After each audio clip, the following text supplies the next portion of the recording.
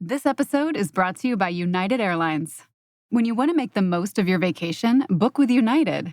They're an airline that cares about your travels as much as you do. United is transforming the flying experience with Bluetooth connectivity, screens, power at every seat, and bigger overhead bins to help fit everyone's bag. And with their app, you can skip the bag check line, get live updates, and more. Change the way you fly. Book your next trip today at united.com. Welcome to Good Morning Hospitality, your one-stop shop for the latest news, noteworthy trends, and thought-provoking discussions across the industry. From hotels and short-term rentals to all things travel and hospitality, you'll find each episode equips you with the information you need to start your week. Join us on Good Morning Hospitality every Tuesday, wherever you get your podcasts. Good morning, my friend. How are you? Good morning, Leo. Good to see you. Good to see you too. How are you this fine morning? Yeah, fabulous. I don't want to brag, but I woke up and I went to the gym and I did my butt class. So Yeah. I'm feeling good. Yeah. Love it. Love it. So was it hardcore workout today? Did you smash it? It was pretty hardcore and I did smash it. I felt like my legs were on fire. And also I had because I'm going to the States the week after next, I'll be gone and missing my Pilates. And so I tried to recoup it last night. And there was no one else there. It's usually a class of 3, and there was no one there. So it was the full attention of the torture of the teacher on me. She put me in this weird contraption. She had me hanging upside down from my ankles on these I was wondering, is this what prisoners of war feel like? But hanging there for days. So yeah, my body's been through it this week. I love it. I love it. Doesn't that say everything you need to know about the 21st century, that we are putting ourselves into punishments that people in the 20th century had to endure as part of war? There you go. There you go.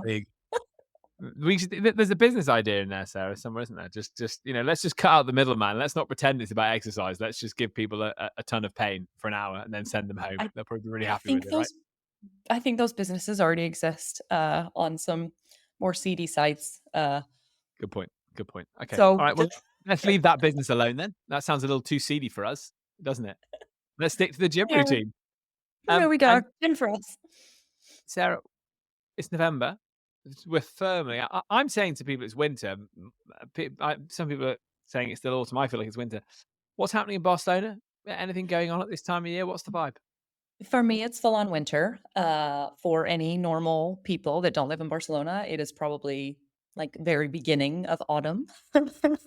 It is. It's like, I don't know, 15 degrees, which to me is really cold, and maybe 18 during the day. So that to me is full on winter. Yeah, it's just unacceptable. I've had to get out the jackets. You're in that weird thing. I walk to the office too, and so it's like half an hour, and then I'm in that weird limbo where it's freezing outside. So when you walk outside, you need a scarf and you need all the things so you don't get a cold. But then as you start walking, then you get hot. So you get to the office and there's just too many. It's a big faff. Yeah, it's a real disaster. I am with you. That is that time of year where you turn up and then you're sweaty, aren't you? But you're like, but I needed it when I got out. Yeah, I needed it. Where are you, by the way? I mean, this is great content. I'm sure this will be edited out because it's so boring. But I think this is great content. Where are you on the office wars of the air conditioning? Because it feels to me like I always get unlucky. I get so bloody cold with air conditioning, and I'm surrounded by people that just want it to be like 15 degrees or whatever. They want that aircon on their face. Where do you fall on the office aircon wars?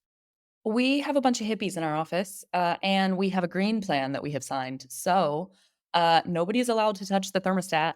And if you do, you get properly shamed for ruining the environment because we're in Barcelona. And so there's a certain cutoff time until it's a certain temperature outside.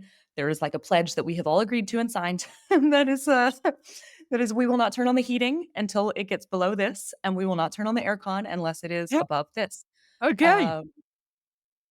Yeah. I mean, mostly it results in people opening windows, and we're on the 8th floor, so it just gets really breezy, and then you've got people cold and people hot. It's the same thing. It's just the eco-friendly version. Eco-friendly. Okay, well, at least it's the eco-friendly version of it. We're gonna have to go live from the DNA office sometime because that just sounds like a riot, Sarah. It sounds like I you don't guys travel sustainably, but I work sustainably, Leo. So anyone who's listening who hasn't guessed, I think it's fair to say Sarah signed this pledge under duress, one would imagine. One would I was imagine. lured in by the cool offices and the free snacks, let's be honest. Yeah, yeah, big time. And dude, so you're going back for Thanksgiving. Where do you fly to? So I fly through Washington, DC, and then going straight to Columbia, South Carolina, Ugh, my home amazing, digs. Yeah, amazing. Well, I hope that means we get to do a show from you there. But we'll obviously touch more on on Thanksgiving soon. Um, sounds it great. feels to me like we need a Thanksgiving equivalent in Europe because it's a long time till Christmas, and I know this because my daughter's already started singing the Christmas songs. And of course, I'm enthusiastic, so I'm singing them with her. And I'm enjoying it. I've probably done Jingle Bells like 25 times already, which is 25 times more than probably most other adults at this stage of the year.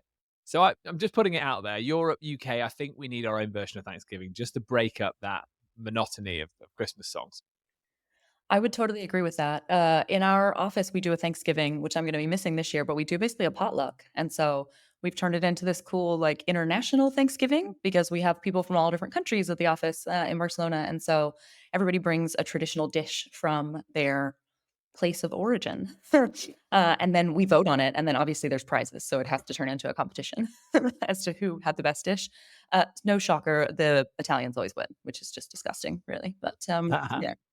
What's your dish, Sarah? What do you make? Mine is my mom's famous macaroni and cheese, which is always like runner up and never wins because I always get beat out by the Italians. It's like it's an Italian dish, people. It's pasta. Hello. Yeah. They just don't like the fact that you've messed with a classic, right? You've messed. I've Yeah, yeah, bastardized it. Yeah, according to yeah. them. Mm. Go back to the origin, the source. So I heard I feel like I've said this before on the pod. Oh my, if I have, I'm a really dull person. But the idea. So the rumor that pasta is actually Chinese, right? Have you heard that rumor? No. So that was made up. So the story goes by the American Pasta Association 100 years ago because they wanted to s- sort of give the impression that pasta was more international than just Italian, and they wanted to get the Irish, the English, the Scottish Americans, whoever, the Germans, they wanted to get them all eating it. So they started this rumor that was like, actually, no, pasta was invented in China. It's a very international food. Isn't that incredible? I mean, to be fair, I guess it depends on what you consider pasta because I'm thinking like in a lot of places in Asia, they do eat like rice noodles. So that to True. me is technically pasta, but it's just not grain pasta. It's rice pasta. So maybe they're not so far off. I think their origins were probably off, but I guess if you consider that pasta, I don't think they did. I think it was a PR stunt, and what a bloody good one! Because 100 years later, we're still saying it. We got to move on from this. But if anyone thought that was interesting, please send me an email because I'm not sure if that was interesting. So anyone can reassure me that'd be great. Just one email would be reassuring. All right, let's get into it. Busy week, busy. It seems to be non-stop busy at the moment in the short-term rental world, hospitality generally. Um, SDR or hospitality highlights. I've got to start, Sarah, because I sent you this one on WhatsApp. I was so excited. So excited. I mean, come on, Sarah, we remember the original Gladiator, right? Like we're old enough to remember the original. So this is we exciting. do. And You as know, soon as you sent it through, Leo, all I can imagine is you dressed up in a gladiator uniform, warrioring your way through a fake lion. I love it. We should tell the people what it's about first before we go into y- story. true, true. So it's an article in Condé Nast Traveler magazine online. Airbnb's latest experience invites guests to immerse themselves into ancient Rome by participating in a gladiator event at the Colosseum. Come on. I mean, this goes along. We've had around the Olympics, we had Wake Up in the Musée d'Orsay, butcher the pronunciation, sorry. In Paris, we've had, things around gigs and, big promotions. So this is to celebrate, I guess, the launch of Gladiator 2. Well, it is. It's definitely to launch so 16 guests, so 16 spots here, 8 pairs will get to explore the Colosseum's underground chambers, dress in gladiator armor. And by the way, can you believe it? This experience is free. Come on. I mean, this is unbelievable. And then they get to watch 2 seasoned gladiators go at it and fight. Now, I hope it's not fight to the death, but you get to watch two seasoned gladiators go at it, and then they get to participate themselves. They eat a feast, sort of gladiators feast with wine, and then they get to have a go at some jousting and gesticulating and whatever it is that gladiators do. I mean, this sounds phenomenal. Sarah, are you signing up? I am not signing up. I have 2 questions though. My first question is, do you have to wear all of the armor just as the gladiators did? Because I remember doing a research project on this sometime in high school, and that stuff was really heavy. Like, I don't know if I read correct, but it weighed like 10 to 12 kilos. Like, I can't even walk with that stuff on, much less do a tour in that get up. And the second one, actually, I have three now. The second one is how do you apply? And the third is have you applied? So you can't apply until the 27th of November. Um, and I'm hoping that by talking about this on the podcast, someone will see my application and accept it. I mean, I'm essentially hoping that I get picked for that reason. If I get chosen, then I will do a live video from the Gladiator pit. No, I think I will apply actually. One of my buddies is a big Roman nut actually. So the city I was born in was Chester, is a Roman city. It's got Europe's largest amphitheater outside the Colosseum, still in existence. And it's really funny because the first time I took my partner there, first time I took Jasmine there, and we were early on in our relationship, I kind of was, I jokingly said, because I was like, it's a Roman city. I was like, I jokingly said, oh, you might still see the odd Roman knocking around. And as we drove through the city, someone was obviously on their break from being at the Roman Museum. So there was a guy walking along, smoking a cigarette, like in the Roman outfit. Like it was so funny because he was just like on his cigarette break, just sort of walking to get something from the shop or something, like smoking. And his Roman Oh, said, "Look, I told you, there's still Romans here." oh gosh. Why? Maybe that's why. That's like when you go to Disney World, take the kids to Disney World, and then, Minnie Mouse takes off her helmet or headpiece, and it's like some 50-year-old man under there just smoking with a deep voice. Ruined for everyone. Ruined for everyone. Ruined for everyone. Okay, well that was my highlight, and I'm pretty proud of it. What's caught your eye this week?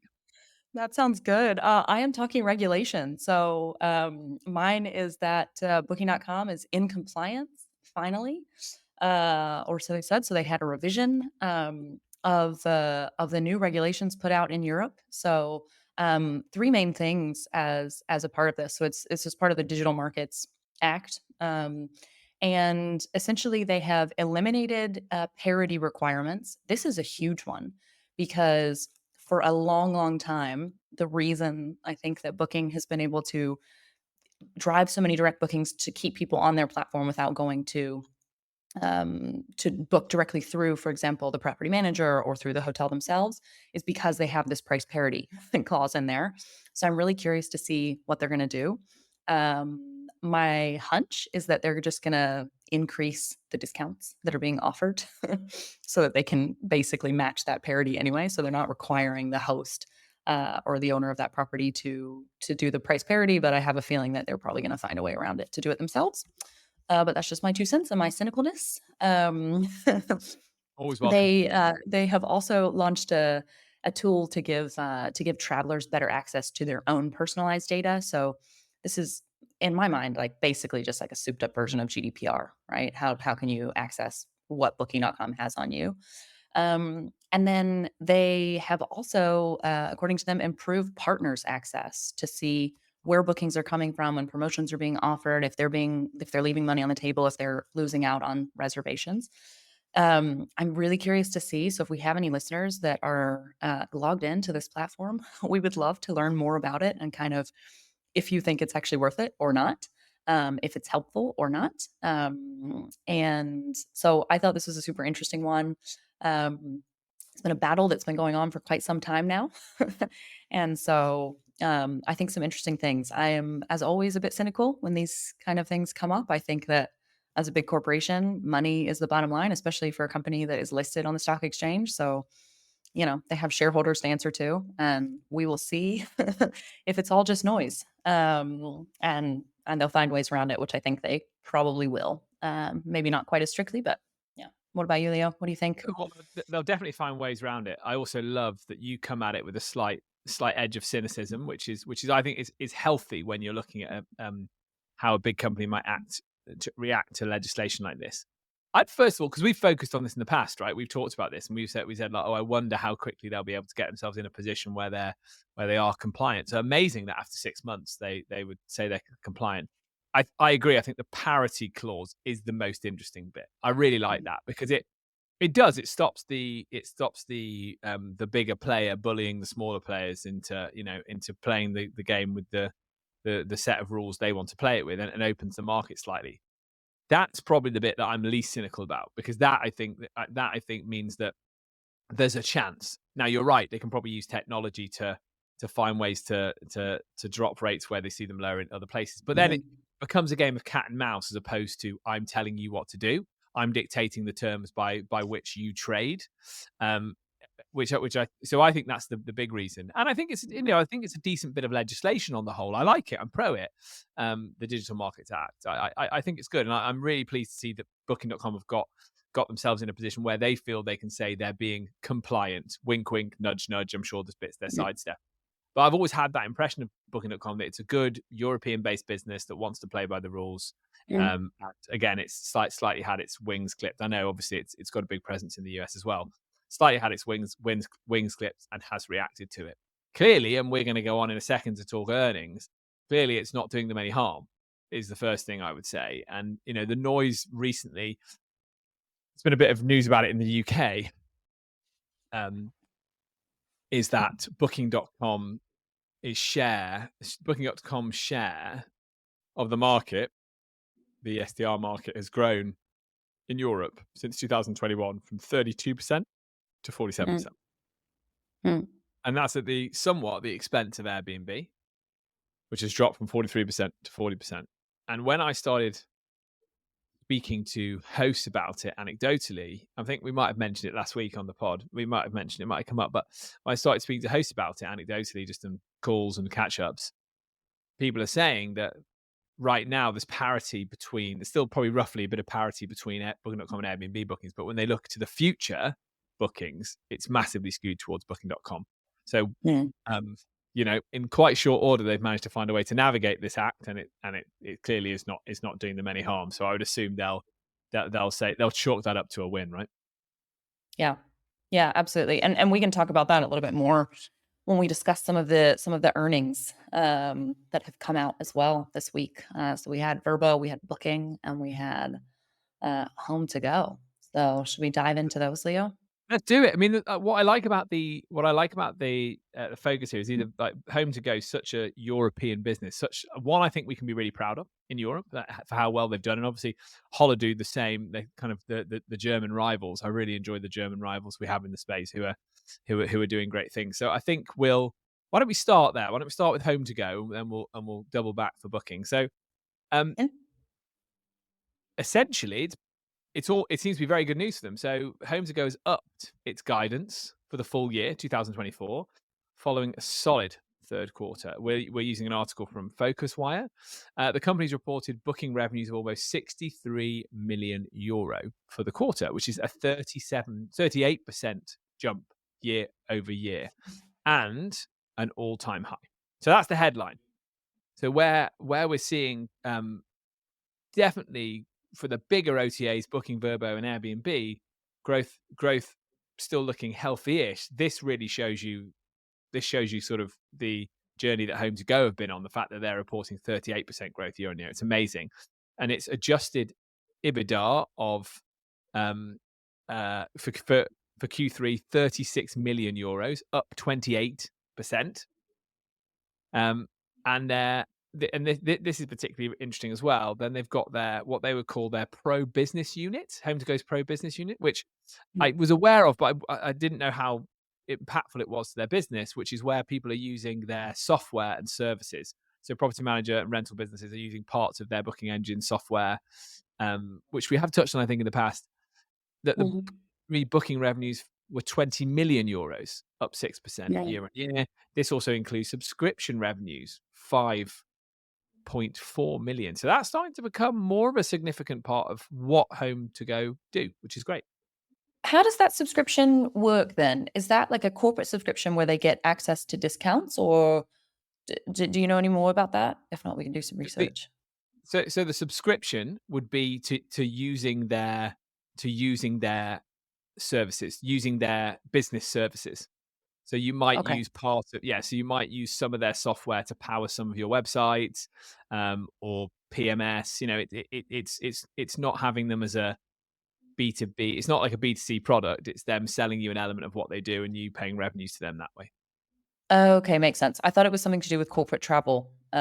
Is what sort of where my head went, and I was thinking, is this another loyalty program for corporate travel There you to get access to these business ready listings? That's what I thought. go. Maybe it was. And here we go, because loyalty is going to come up a lot, right? And in the on the other side of it, that seems to be the buzzword of the Q3 earnings reports, right, across the Mm, industry. But no, in this case, no. I think interesting. So really good story to tell in Europe. North America for HomeToGo, not as buoyant is the mm, headline there. Um, but no plans to exit the market. So they've been questioned on this, but they say, look, I wouldn't say we're necessarily satisfied with how we're performing in North America, but it's not loss making, it's profitable. Therefore, we'd never think about pulling back from it. And I think that's interesting because um, we've talked about how HomeToGo has used M&A in the past. mhm. Holiday's used M&A. When I was researching that, it came up. I hadn't realized this, but in 2019, they bought Tripping, an OTA based in the US, to help penetrate that market. I wouldn't be surprised if we see them start to think about another M&A type deal to maybe help bolster their North American market. Don't know. That's not me talking in. That's not me hearing rumors. I'm just thinking it might be something we see over the next 12 months, because they haven't been shy to do things like that in the past. It might just help plug a hole for them. They're not seeing the growth they want to see. Watch this space. Um, and then we touched on the potential acquisition with Interhome a few weeks ago. Um, no update. Potential acquisition, No. no update. It's still in discussions, due diligence ongoing. So interesting. So I'd Okay. say HomeToGo feeling buoyant, and let's put it down to really it's increased booking revenues that's really driving and telling the good story for them. Um, and therefore we can say sort of growing dominance within their segment. Clearly the pro unit, the the tools they sell is adding to that. But I think we can put this down to taking a stronger chunk of the market that they're booking in. So I think it's very interesting. Any thoughts? Yeah, I mean, I think for me, the most interesting one is just the struggle that traditionally European OTAs have entering the North American market. I think we've seen this as well with Booking.com, where they went in extremely bullish, and I think it's been a lot slower to have that growth than they were anticipating. I don't know if it's because Americans love a brand. I mean, I think about even the way that we name things. Like, I don't call it an ear stick or whatever we call it in Spain. I call it a Q-tip because that's the brand name. Or I don't call Yeah. it like lip salve, it's chapstick. you know?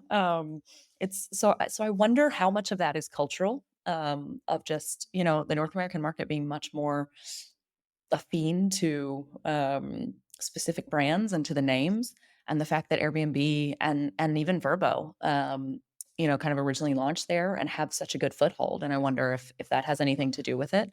Um, so for me, it's just a common theme that I think keeps coming up with some of these traditionally European OTAs. Yeah. So, hmm, I think that's a good point. I mean, lest we forget how challenging Booking.com found the American market at first. In that, I think there's a different story now, but it was definitely a challenge for them, wasn't it? Interesting. We'll go on mhm. to just a final thought on HomeToGo. Share price is up 20% over the last 6 months, with a fairly consistent growth, slight dip, but a fairly consistent growth through September really onwards, in terms of their price. So yeah, I'd say watch this space where they are concerned, because I think they're making waves. And again, there's my M&A prediction for America. You heard it here first, which means it'll probably never happen. There you go. Sarah, tell us more. Tell us about Booking and Verbo. Let's do it. Awesome. So I took wrote a book. For me, was a really great summary for Rental Scale Up. So article by TOMSO, really really well done. I like the way that he organizes things, because anybody can kind of read the returns, but he is really good at pulling out, these are the takeaways and here's the comparison. So I'm going to kind of go with a little bit of a different approach for the discussion around this article. I think I'm going to give two highlights. So for Booking, for me, the most interesting thing in their earnings for our sector is that alternative accommodation nights are now 35% of their total bookings. So that is a 10% increase in listings, And for me, it's super, super interesting. I feel like that is a place where booking has maybe traditionally struggled in all of their markets because they're so tied in with hotels, I think traditionally. And Expedia has some of the same things, which thus the Verbo acquisition, right? Um, on the Verbo side, it has had a fabulous first full quarter of growth. And this is mostly driven by urban travel, which we'll talk about a little bit more. Um, the sort of three pillars of the earnings for a point of comparison that Tebow makes, which I really love, is um, one is growth and expansion. So let's talk about how Booking is doing this. They're basically making massive bets on this idea of showing inventory side by side. So hotels and vacation rentals, blurring the lines even further for travelers. And I think this is probably part of the success that they've had in increasing the number of listings and the number of bookings for alternative accommodation segment. Um, and then on the Verbo side, really interesting one here. They have chosen to go urban when everyone is fleeing urban. Verbo has added 1 million new listings in urban areas. So this to me was, I don't know, I kind of chuckled to myself a little bit. Maybe they have an oracle and know something nobody else does, but I found it really interesting that they have chosen to focus their growth on urban. I don't know. It was a it was an interesting one for me. What do you think, Leo? I think I totally agree. I totally agree. I mean, watch out Airbnb, right? They're going after their lunch. They're having a Yeah. go. Um, and I guess they've always done really well in traditional vacation rental markets. I guess the bet slightly as well, the inventory, people that are booking those traditional vacation rental markets are also the type of people that will go on city breaks, go to the urban, and the properties are going to be available. Let's just try and eat into the chunk that our rivals take. I think it's got to be that, right? So maybe just can we see it as a getting up to speed in the urban area where maybe they've been lacking? I think maybe so. It just still for me was interesting timing. Yeah, It's something that I could have seen them doing 2 years ago or 3 years ago. But now it just seems I don't know if it's too little too late or maybe they have intel that we don't know. Let's see. yeah. I'd be surprised. I'd love it, by the way, if we could stop telling the story about increased regulation across urban Me too. areas every week. But unfortunately, we haven't even talked about the fact that we've seen it in Lisbon and other areas. Every week, there's a couple of new cities, right? We haven't even talked about it Mm, this week. So yeah. yeah, I do agree. I think you're right to pull that out again. Maybe they assume that even though the pie is being sort of disrupted, it's still worth taking a slice and getting themselves where they need to go. So yeah, for me, the Yes. first thing to say is look out Airbnb, right? For sure. Mm, Um, and Booking.com, I think, are just having a pretty good year. I'm sure you're going to go on to talk a little about the loyalty stuff too, right? I Which am. Airbnb hasn't yet done. They must be looking at it at some point because it seems to be both Expedia and Booking seem to be using it really well. We touched on this last week as well. The fact that they can also do B2B. But the point that you said that I really really liked was this idea. It is so true. The fact that they're seeing hotel and short term rental accommodation side by side on a map view just Mhm. makes your um, supply just even more concentrated and give you even more options. And that's ultimately what the traveler wants, right? They want to be like, oh, cool. I'm landing in Bangkok. I actually don't know where I should be staying yet. But like, if I can see something that shows me everything that's available, then I can start to make my decision. So it's it's an obvious point, but it's a limiting factor when you consider them in a battle against Airbnb that they've technically got way more supply that they can show than Airbnb can show. Yeah, totally agree. And interesting that you bring up the point about the Airbnb loyalty programs. I think we've seen that. That is the buzzword, as you said, in Q3 for all of the earnings. So Booking.com really banging on again about their Genius program, how they're making it easier for mobile users and frequent travelers, and just reiterating that as a main focus for their growth. And then for Verbo, their one key loyalty program is now offering cross platform points rewards. So that's across all of Expedia's platforms. I think that's going to have a huge impact on Verbo's kind of catching up, as I would see it, to what would be a Booking.com's Genius program. So that's a really interesting one and one we want to keep an eye on. And then the other kind of main focus that came out of these earnings was this concept of creating unique guest experiences. So Booking.com really still focused on these ideas of connected trips. So, you can book flights and stays and activities and cars and everything you need for your trip all in one place. Really interesting that we're seeing Airbnb kind of go in that direction. So there's some parallels there. And then on the Verbo side, they have made a lot of investment into their mobile app. So putting out tons of marketing campaigns, focusing on how easy it is to host on Verbo. I think taking away, maybe that is one of the things that they identified as one of the barriers to entry in a lot of markets was like, oh, that seems like a hassle, can't be bothered.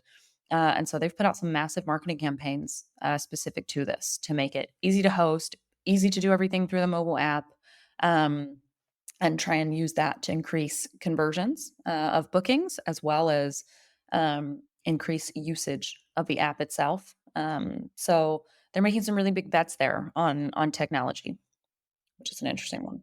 Yeah, I like the connected trip idea. I really do. I think that makes a Me ton of too. sense, right? Like get it all in one place and then have it all linked back into the app and earning points, earning loyalty points for the whole thing. I Mhm. that appeals. I think that probably appeals to the North America consumer slightly more than the European consumer. You've lived in both places, Sarah. You'd agree with that? Yeah, I would agree with that. I think in Europe as well, like we're just a lot more open to hyper local in many scenarios rather than sort of the ease of things. Yeah. um, and we're a lot more price sensitive as well. So I think there's always a little bit of healthy skepticism from Europeans on, oh, but if I'm bundling, is it really cheaper, or are you putting a 10% margin just because you think it's making it easier for me? Yeah, price sensitivity in Europe is the phrase, right? It Yeah. is it is the phrase, isn't it? Which is why I think that the okay, so against points and connected trips, right? I think it's brilliant. I think we'll do really well in America. Europe, what I think does really well is being able to see a comparison of the really cheap hotel next to the really cheap apartment. I don't think searching in that way, which is where Booking.com's done really well with that. I don't think searching in that way is necessarily what's done by people that are trying to have an amazing time and spend as much money as possible and have a unique experience. But that tends to be a bit of a race for the bottom in terms of pricing, I think. Again, no bad thing if it's shoulder season, you want to take those bookings. But it also makes me think in terms of like actionable insights for property managers. Really when you're pricing during shoulder season, as things get quieter and you're in a foot race. Really, it's important to look at how the hotel's pricing and not just your competitors' SDR space, right? Yeah. Oh, totally agree. Totally agree. Let's keep an eye on it. Are you a member, by the way, Leo, of any kind of loyalty program with Expedia, for example? I mean, booking is an easy one because you just need an account and all of a sudden you have a Genius account. Yeah. But what about Uh, Expedia? I don't have that one. I use Booking.com quite a lot. Because I book hotels in Barcelona when we go to trips. I sometimes book my American hotels on Booking.com. So I think I've got quite a lot of Genius loyalty points. But again, I've never used them. I've never done anything with them. So I'm not a great example. I do the airline point thing. I don't spend them, but I do the airline point thing because it'd be silly not to the amount that I fly across the Atlantic. But um, I think I'm more of the European mindset, right? When I'm booking something, I'm just trying to get the best deal for it. Mhm. And I think I am starting to think more about connected trips because I know Booking.com do the car rental as well, things like that. But again, it's yeah, I wouldn't say I'm like a points focused person really so much. I can totally understand though how others are, but when you speak to Americans, again, it's such a generalization. So clip my wings for saying it like this, Sarah. But when I speak to Americans, everybody talks about the point clubs they're in, right? Oh, I'm in Delta for this. I'm in this. I'm in this. And It's we because just they're don't do good, that in Europe. Yeah, but it's because they true. suck. They suck in Europe. I try when I first moved, of course, I looked into that because I had this great credit card in the US Mhm. and like you get all these points and I was traveling and it was fabulous. And then I tried to use it here and then of course it didn't work because I don't live there anymore and they found it out. So they canceled my card. So then I tried to get one here and like the rewards points just they're they suck. They're Yeah. terrible.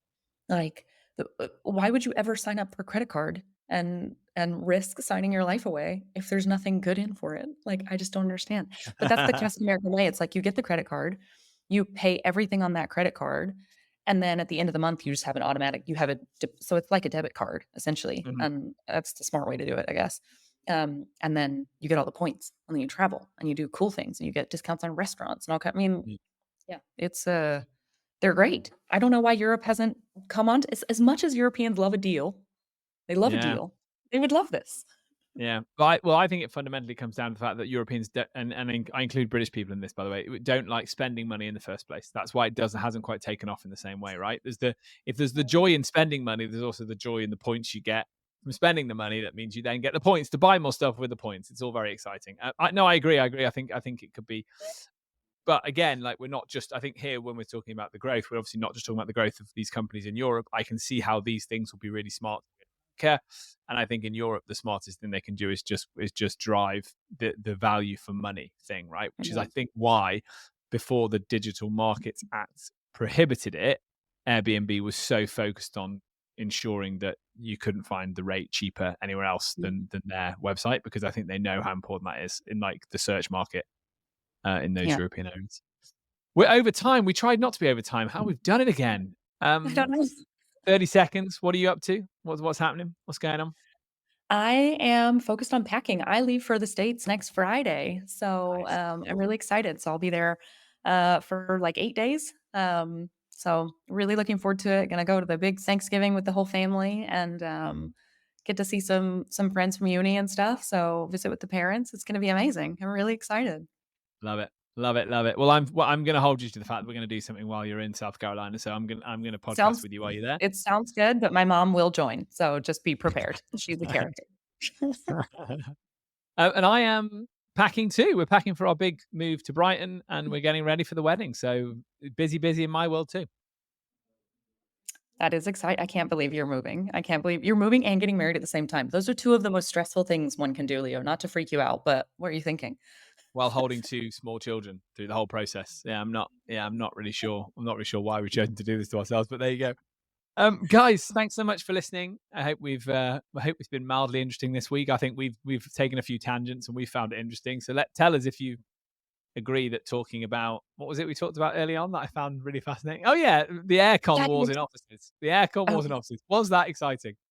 I still don't know. This is one email will tell me. Thanks, guys. If you've enjoyed the show, please hit like, share, subscribe, and all the usual social places. Until next time, take care. Thank you.